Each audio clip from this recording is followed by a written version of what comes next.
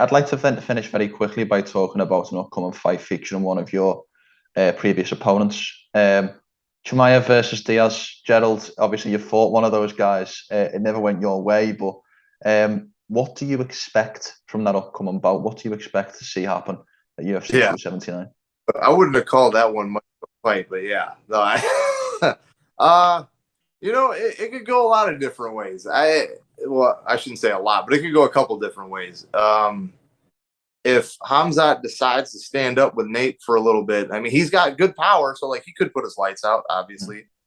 But Diaz is tough, and if you let him hang around enough, especially if it ends up being a 5-round fight, you're kind of playing with fire.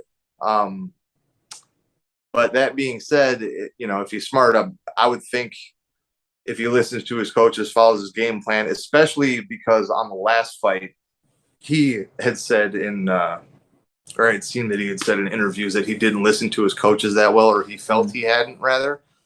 So if that was the case, the last one, I would think, and I could be wrong, but I would think he would try to make it a point to follow whatever they have laid out for him a little bit closer.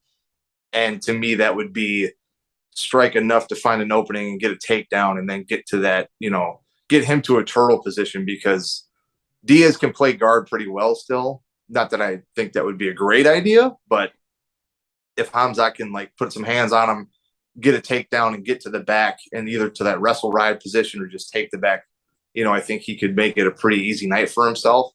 That being said, if they decide to stay on the feet, I mean, Diaz is tough. He gives a lot of people a lot harder time than most people expect. Like, he's a legit dude. So, it could be, you could see Khamzat, the steam engine, roll over another guy, or you could see him go out there and throw caution to the wind and give fans another barn burner.